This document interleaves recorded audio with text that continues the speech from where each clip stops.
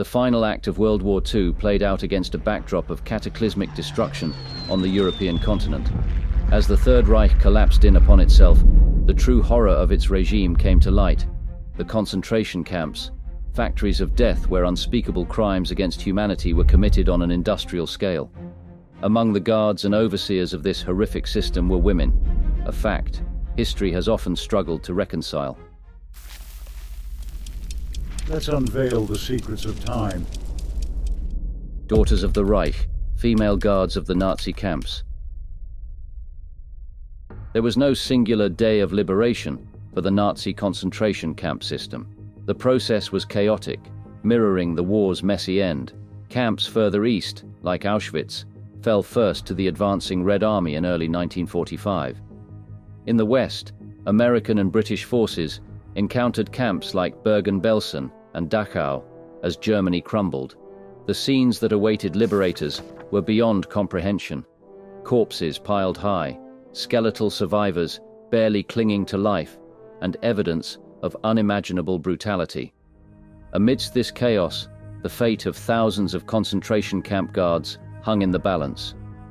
In the war's last stages, the SS, the architects of the camps, had become a disorganized rabble. Many guards, both male and female, attempted to fade into the civilian population. Some destroyed incriminating documents, discarded uniforms, and concocted cover stories. Others had fought and died in the desperate last battles against the Allies. However, many more found themselves facing a world turned upside down, their heinous wartime activities now under the harsh spotlight of retribution. Confusion reigned over who was responsible for apprehending and detaining camp personnel. Should they be treated as soldiers and interned in POW camps? Or were they criminals who needed to be prosecuted?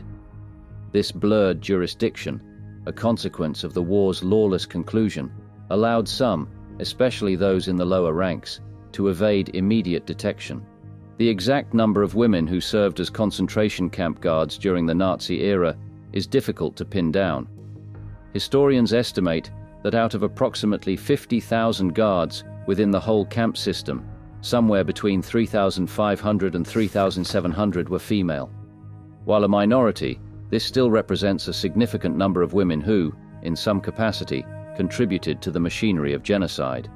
Aufseherin, female overseer, was the most common title for these women. They were drawn from all walks of German life. Some were young women, lured by a respectable income and the promise of serving the fatherland in wartime. Others, more ideologically driven and sadistic, were attracted to the power it offered. The duties they performed ranged widely. Barrack overseers maintained a suffocating order within prisoner living quarters, their power extending to every minute detail of daily existence. Work detail supervisors pushed exhausted prisoners beyond their limits during forced labor, their brutality a constant reminder of the disregard for human life. Selection duty guards held the chilling power of life and death, a simple gesture consigning countless people to the gas chambers. And beyond these systematic horrors lay the special punishments, whippings, beatings, and the release of vicious dogs, horrifying testaments to the guards' capacity for cruelty and sadism. It's crucial to note that female guards didn't exist in a vacuum. A hierarchy of authority controlled life and death in the women's camps. Higher ranks commanded more responsibility and often participated in greater horrors. The further a woman climbed in this hierarchy, the less likely that her atrocities were solely the result of impulsive cruelty. Those in command positions directly contributed to the systemic operation of the camps themselves.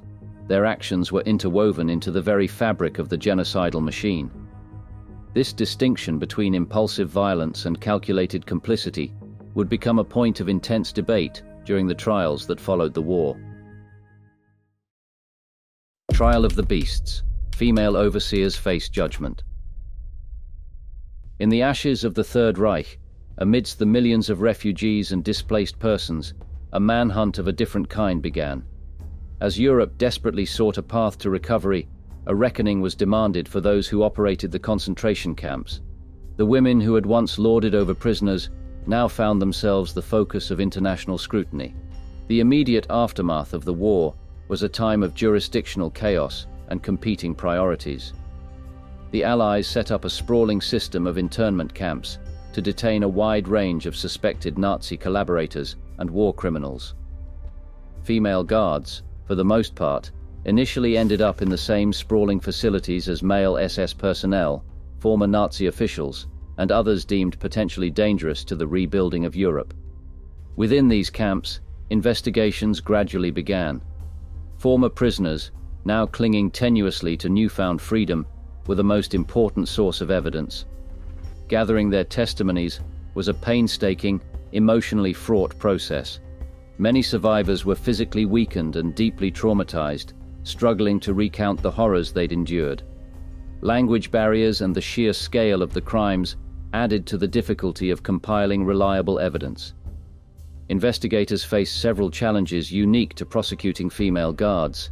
Many women had used aliases or changed their maiden names upon marriage, making identification difficult.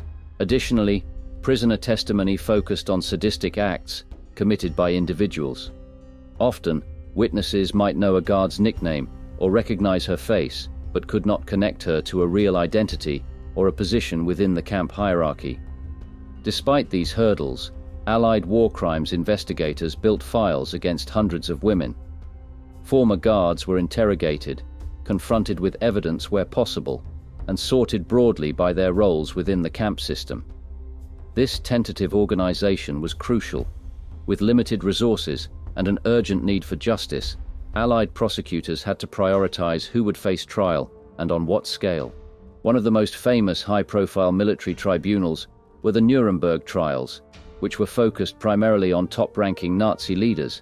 However, smaller-scale trials, specifically targeting concentration camp staff, began taking place as well. Among the accused in these early trials were a number of female guards, thrust into the glare of an international stage, still reeling from the exposed savagery of the Holocaust.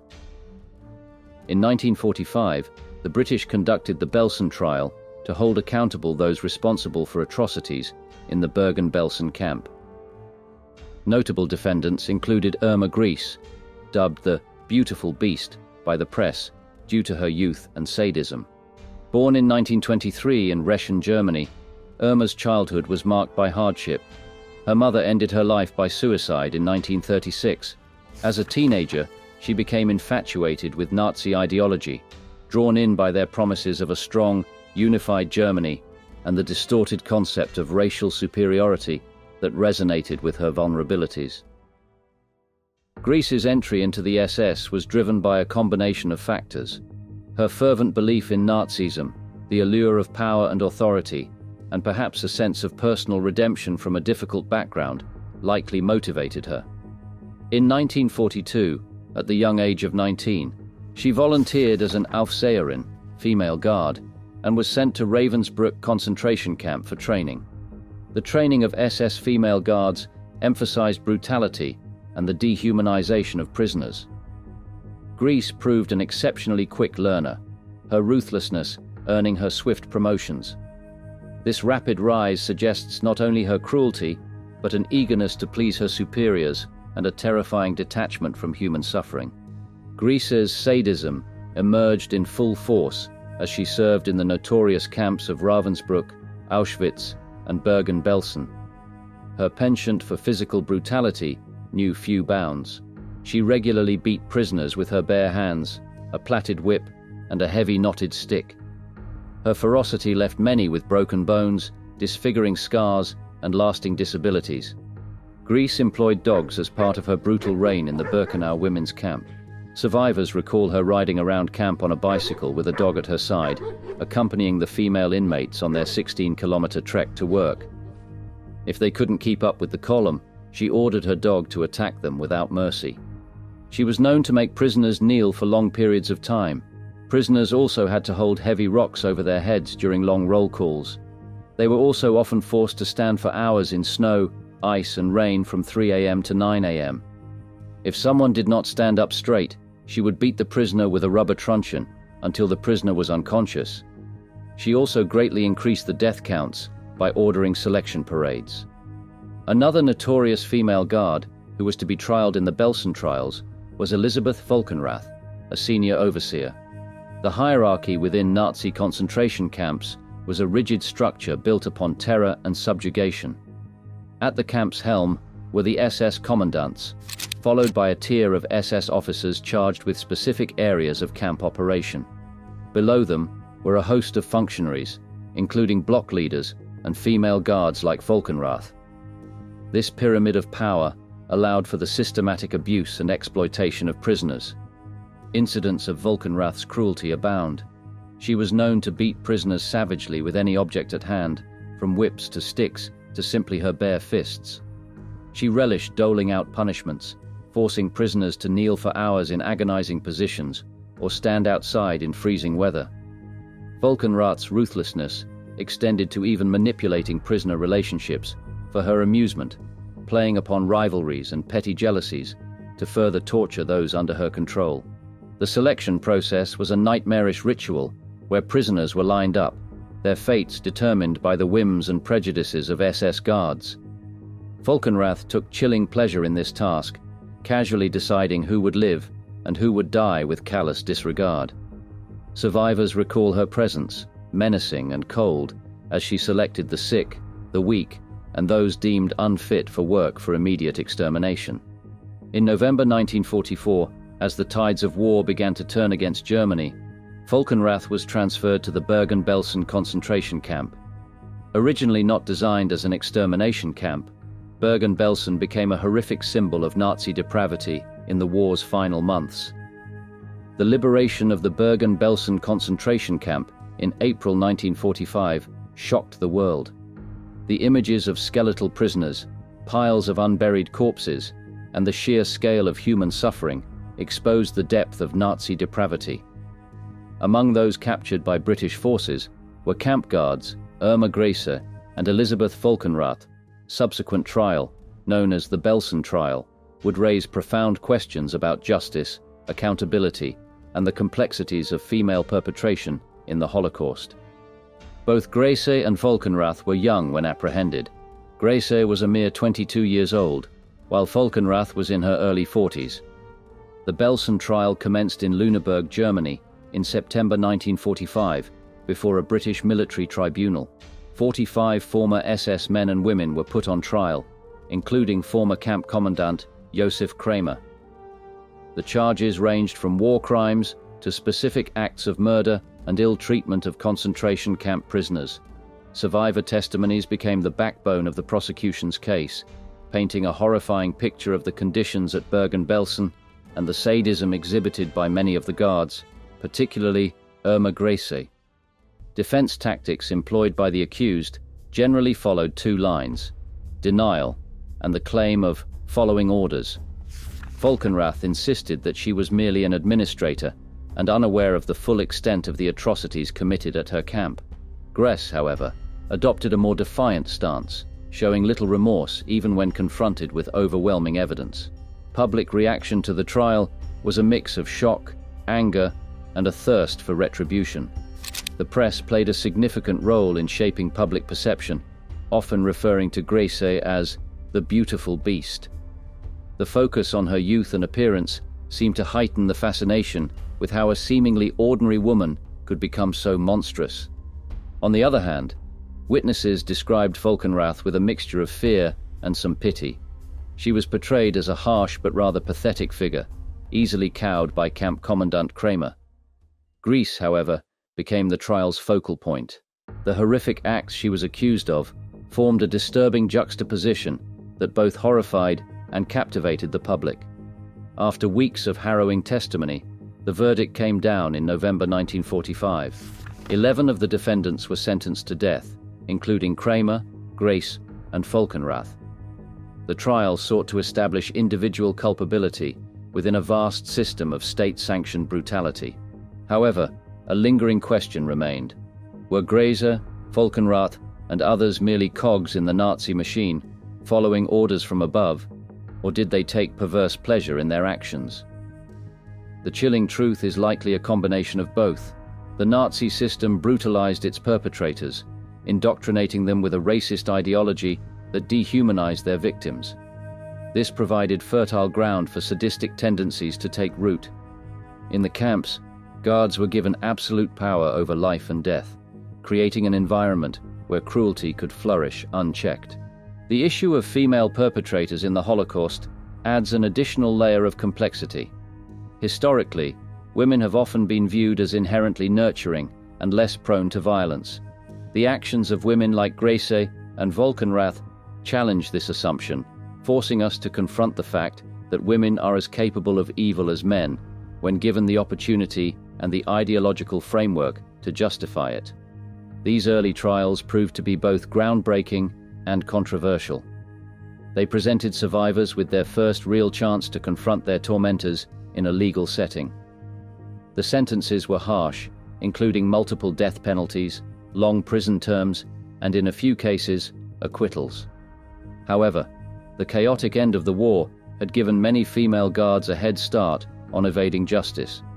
Some successfully masqueraded as ordinary civilians, blending into the flood of refugees in a Germany preoccupied with survival. Without a robust, centralized system for identifying and tracking war criminals, particularly the more low-level Aufseherinnen, detection often relied on chance or betrayal by former colleagues. Still waters run deep, evil past of Hermine Braunsteiner.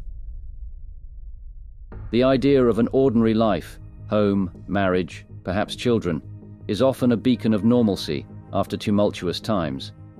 Yet, for Hermine Braunsteiner, the seemingly mundane existence she built in an American suburb hid a monstrous past, one that eventually caught up with her in a groundbreaking legal battle. Braunsteiner was born in Vienna in 1919 to a working-class family.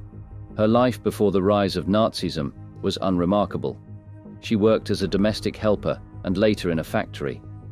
Not particularly ideological, she was likely drawn to the SS by the promise of respectable work and the potential for social advancement within the Third Reich. In 1939, she received her first posting as an Aufseherin at Ravensbrück concentration camp, a facility specifically for women. From the start, she was marked by a shocking level of cruelty. Prisoners reported her routinely beating them with fists and whipping them sadistically. She took particular pleasure in tormenting children, kicking them ferociously for minor infractions. In 1942, she was transferred to Majdanek, a sprawling death camp on the outskirts of Lublin, Poland. Here, Braunsteiner's brutality escalated. She was known to participate in selections, dragging screaming women and children toward the gas chambers. Survivors recalled her stomping boots, often steel-plated, used to deliver fatal kicks with horrifying force. It was at Majdanek that the prisoners bestowed upon her a nickname that would follow her to her grave, the Stomping Mare, or the Mare of Majdanek. As the war neared its end, Braunsteiner fled back to Austria. She managed to slip into anonymity, marrying an American soldier named Russell Ryan in the 1950s. In 1959, she emigrated to the US with her husband, eventually settling into a quiet life as a housewife in Queens, New York. To those who knew her, she appeared unremarkable, the image of an ordinary immigrant woman who had achieved some sliver of the American dream. Her past, however, was not as neatly buried as she believed. The name Hermine Braunsteiner was on a list of wanted war criminals. Simon Wiesenthal, the legendary Nazi hunter, was relentless in his pursuit. In 1964, following a tip-off, he discovered her living under her married name in Queens. The gears of justice began to turn, albeit slowly. The case of Hermine Braunsteiner Ryan became a landmark in international law. She was the first Nazi war criminal ever to be extradited from the United States. It was a protracted, complex legal fight that played out under the public eye, testing not only the US commitment to confronting the horrors of the past, but also raising questions about guilt, deception, and the long reach of history. West Germany made an initial extradition request in 1967, accusing Braunsteiner of complicity in the murder of over 80 people. However, American legal authorities found the evidence insufficient. Wiesenthal and others pushed back, gathering additional survivor testimony to bolster the case. In 1971, a revised extradition request was launched. accusing Braunsteiner of participation in the murder of 200,000 individuals, a more accurate representation of the sheer scale of Majdanek's killing machine. Braunsteiner fought back. She claimed to have been a prisoner herself at Ravensbrück, a bold lie. Her defense painted her as a powerless woman coerced by the Nazis, not a willing participant in their crimes.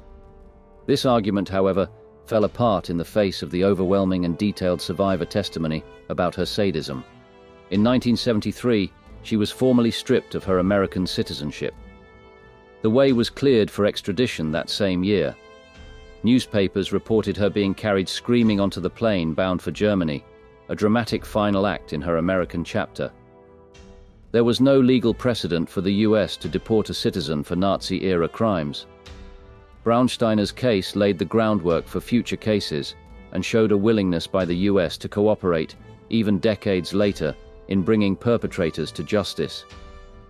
Hermine Braunsteiner Ryan was tried in West Germany in 1981 and found guilty of murder, incitement to murder. She received a life sentence and died in prison in 1999.